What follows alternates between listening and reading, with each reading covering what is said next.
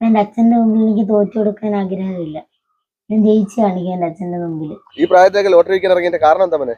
അമ്മയ്ക്ക് വയ്യായിരിക്കുക, വയറ്റിൽ മുഴ വളർന്നു വരും, അത് ഓപ്പറേഷൻ ചെയ്യണം. കാർക്കച്ച് തുപ്പിക്കൊടുത്തു.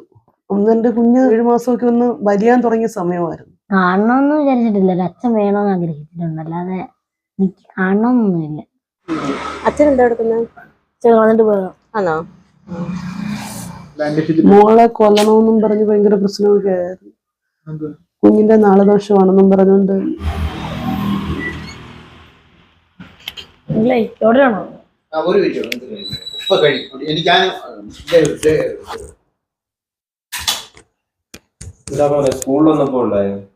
അമ്മയ്ക്ക് വയ്യായിരിക്കുക, അമ്മയുടെ വയറ്റില് മുഴ വളർന്നു വരുന്നുണ്ട്. സ്കൂളിലൊന്നും പാത ഈ ലോട്ടറി എല്ലാം സ്കൂളിൽ പോകുന്നുണ്ട്. അമ്മയ്ക്ക് എന്താ അസുഖം? അമ്മയ്ക്ക് വയറ്റില് മുഴയുണ്ട്. ആശുപത്രി കിടക്കുവാന്നോ? അല്ല, ഇപ്പൊ വീട്ടിലുണ്ട്. അപ്പൊ മോനെ ഇന്ന് ഇത് വിൽക്കാൻ നടക്കുവാന്നോ?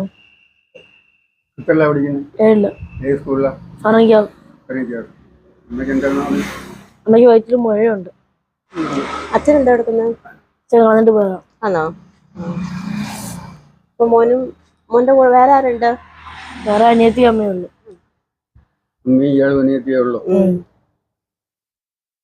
സ്കൂളിൽ പോവാത്ത സമയത്ത് മോൻ ഇത് കൊണ്ട് പോകുന്നത്?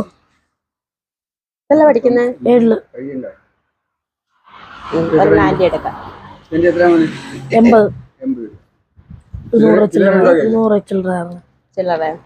ചില്ലറ എന്ത് പോനെ? 40 രൂപ എടുത്തു കൊടുക്ക. ഒന്ന് മതി കേട്ടോ.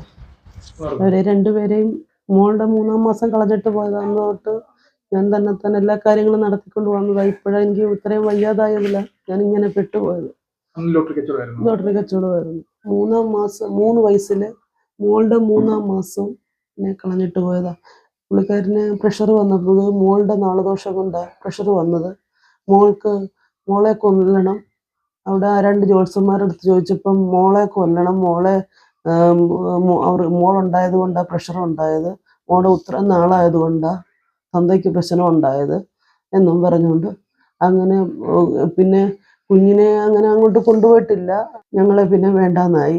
പിന്നെ കുഞ്ഞിന്റെ മുൻപിൽ തുപ്പി വരെ കൊടുത്ത് അത് തിന്ന് വളരട്ടെന്നും കാർക്കച്ച് തുപ്പിക്കൊടുത്തു. എന്റെ കുഞ്ഞ് 7 മാസമൊക്കെ ഒന്ന് വലിയാൻ തുടങ്ങിയ സമയമായിരുന്നു. അങ്ങനെ വരെ ചെയ്തു കൊടുത്ത തുപ്പിക്കാട്ട്. പിന്നെ പുള്ളിക്കാരുടെ മുമ്പിൽ ഇരുന്ന് ആഹാരം കഴിക്കുന്നത് ഇഷ്ടമല്ല. ആഹാരം കഴിച്ച് അന്നേരം അടിക്കും, കൊങ്ങായിക്ക് പിടിക്കും. രാത്രി വരുന്ന സമയങ്ങളിൽ മുടി എങ്ങാണ്ട് അഴിഞ്ഞു കിടന്നാല് കൊങ്ങായിക്ക് പിടിക്കുകയും കുത്തിന് പിടിക്കുകയും മുടിക്ക് ചുറ്റി പിടിക്കുകയും. പുള്ളിക്കാരൻ രാത്രി 1 മണിക്ക് 3 മണിക്ക് വന്നാലും ഞാൻ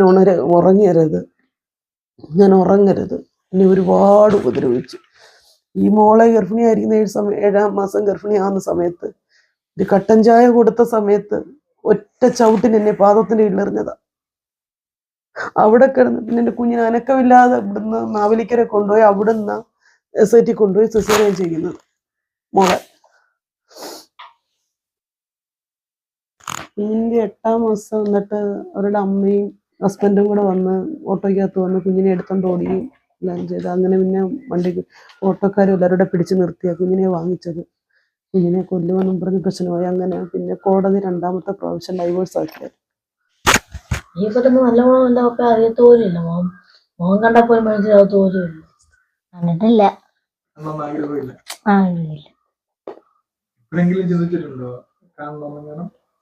കാണണമെന്ന് വിചാരിച്ചിട്ടില്ല, ഒരു അച്ഛൻ വേണമെന്ന് ആഗ്രഹിച്ചിട്ടുണ്ട്, അല്ലാതെ എനിക്ക് കാണണമെന്നൊന്നുമില്ല. ലോട്ടറി കച്ചവടത്തിൽ മാറിയത് എനിക്ക് കാലേ വെരിക്കോസ് പൊട്ടിയായിരുന്നു. വെരിക്കോസ് പൊട്ടുന്നിടം വരെയും അങ്ങനെ 3 പോയിട്ടില്ല. എനിക്ക് നടക്കാൻ വയ്യാത്തൊരു സാഹചര്യമായിരുന്നു. നടക്കാൻ ഒക്കാഞ്ഞതൊരു സാഹചര്യത്തിലാണ് മോനത് ടിക്കറ്റ് കൊണ്ട് വിൽക്കുന്നതും. അന്ന് തൊട്ട് അവനിങ്ങനെ 30 ടിക്കറ്റ് വീതം കൊണ്ട് വിൽക്കും.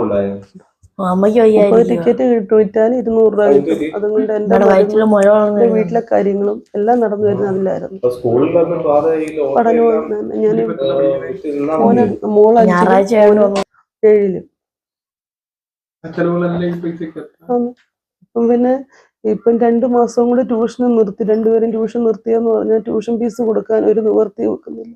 അങ്ങനെ രണ്ടുപേരും ട്യൂഷൻ നിർത്തി. ഇപ്പം അമ്മ ഞാൻ ട്യൂഷന് പോയാൽ ശരിയാവത്തില്ല, പൈസ കൊടുക്കാനില്ല, സാർമാർ പിടിച്ചു നിർത്തുന്നു. 2 മാസത്തെ രണ്ടുപേരുടെ 2 മാസത്തെ വീതം ഫീസ് കൊടുക്കാനുണ്ടായിരുന്നു. അങ്ങനെ അവർ പിടിച്ചു നിർത്തി. അങ്ങനെ അതിലൊരു വിഷമത്തിന് വഴിയായി. സ്കൂളിൽ പോകുന്ന ദിവസങ്ങൾ ചില അവധി എടുക്കും. അപ്പൊ ടീച്ചേഴ്സിനെ വിളിച്ച് പറയും കുഴപ്പമില്ലെന്ന് പറയും. പിന്നെ നോട്ടുകൾ ബുക്കിൽ മൊബൈലിൽ അയച്ചിടും, അത് എഴുതിയെടുക്കും.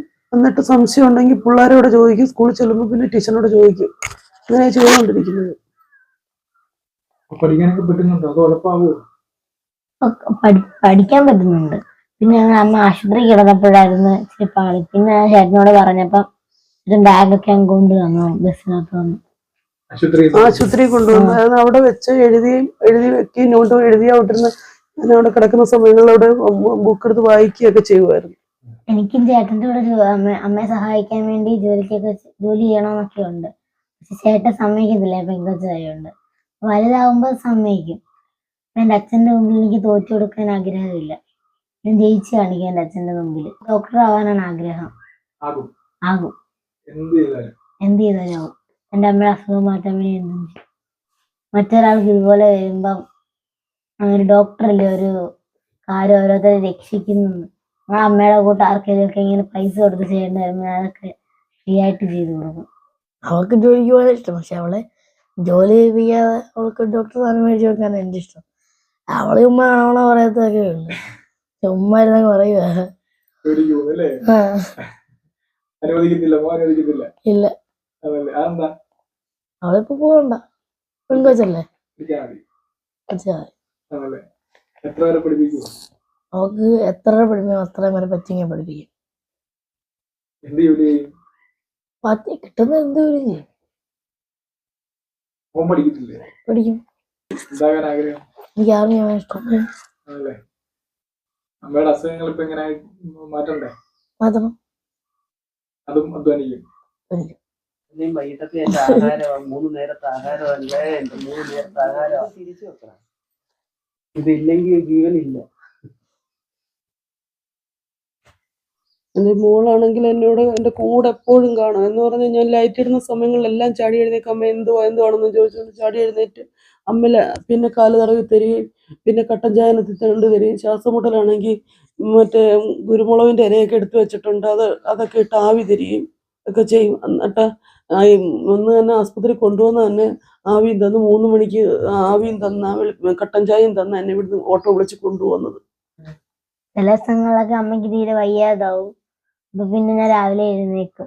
രാവിലെ ചിലപ്പോഴൊക്കെ അമ്മയ്ക്ക് ചില ദിവസങ്ങളിലൊക്കെ ഈ രാത്രിയിലൊക്കെ ഉറങ്ങാൻ പോലും ഒക്കത്തില്ല. ചില ദിവസം 3 മണിക്കൊക്കെ ഞാൻ എഴുന്നേക്കും. അമ്മയ്ക്ക് കട്ടൻ ചായയോ കാലൊക്കെ തിരുമ്മി കൊടുക്കുകയോ എല്ലാം ചെയ്യും.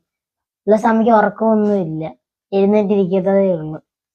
അപ്പൊ അല്ലാത്തുള്ള ദിവസങ്ങൾ 5 മണിക്ക് 6 മണിക്കൊക്കെ എഴുന്നേക്കും. നീ സ്കൂളിലൊന്നും പോകുന്നില്ലടാ? സ്കൂളിൽ പോകാണ്ട് കഴിഞ്ഞിട്ട് പോകാൻ വേണ്ടിയാ. അവിടെ സ്കൂളിൽ തിരക്കത്തില്ലയോ? തിരക്കും. ഇപ്പൊ പോവും. 8:30 8:30 ഉള്ളോ? പോകുന്നില്ലയോ? ഇപ്പൊ പോണം. ഈ പ്രായത്തേക്ക് ലോട്ടറി വിൽക്കാൻ ഇറങ്ങിയ കാരണം എന്താ മോനെ? അമ്മയ്ക്ക് വയ്യായിരിക്കുക. അമ്മയ്ക്ക് എന്താ പറ്റി? അമ്മ ഇപ്പൊ ആശുപത്രി കൊണ്ടുപോകണം. അമ്മയുടെ വയറ്റില് മുഴ വളർന്നു വരുന്നുണ്ട്. അമ്മയ്ക്ക് എന്താ പറ്റിയതാ? എന്തോ അസുഖം എന്തോ? അത് വയറ്റില് മുഴ വളർന്നു വരും.